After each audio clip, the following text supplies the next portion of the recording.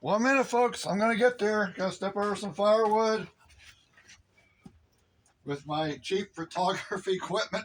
So this is just a quick little video on Wolf Ridge 17VS or the VSC stroke limiter. Right here's the wedge. Right here's the knob for this to set the stroke height off the deck. And the little improvement that I made is I'm doing this blindly now. Right here, do you see that yellow line? I have my blade set at 16 and a half inches off the deck. That way, when I move my round in place and it's more than 16 and a half inches, it gets kicked off and sent back to quality control. That's how picky I am. But at any rate, I just have this set here, this line on here. So from time to time, what happens is this comes loose and the wedge will go back to its original home base all the way up to the log stripper here. So ordinarily, what I do is I have the round in place, make sure it's 16 inches, bring the blade down till it hits the top of the round, and then I lift this up and then tighten this down. And but at any rate, I put this yellow line on here just so I know, like if this machine's off, I think I can. I just have some type of indicator where this should be set at. Another thing I thought of is taking this all thread out and drilling a little indentation into this bar here. I thought if you do that and you want to adjust that 1/4 inch, you're sort of screwed because it's always going to reset into that little indentation. So that's not an option.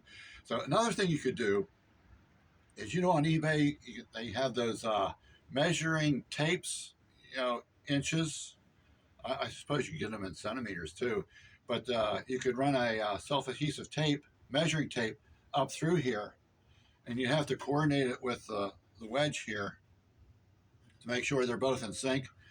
And then you'd have that measuring tape on the back side here to let you know, how might aid you in setting this to your desired stroke limiter. So other than that, that's I just have a paint line, if I can find it, right there, across there, so I know exactly where it's supposed to be. And I can quickly see visually if it's starting to slip a little bit, whether it's getting out of sync. So other than that, that's about it. Another little issue I want to bring up to you is the question I have to you guys. Joe from Ohio Woodburn is going to be having that International Firewood Expo. I believe it's May 2nd and 3rd. It's a Friday and Saturday up there at the fairgrounds. And looking forward to helping out as much as I can, clean up and bucking up rounds for that show. But I was wondering, do you want me? I was thinking about taking this machine up for demonstration purposes with all the little enhancements and improvements I made to this machine. Like I said, this little enhancement here. I got these little pop can holders. I put my headphones on. I got one on either side. So, and then I got other little things I've done to it. Enhanced graphics set up to it. And I got a platform that I'm standing on to get you up out of the mud, snow, what have you. Just little enhancements I made. I was thinking about contacting Bob and see if he wants me to do that. And just throwing the question out to you guys.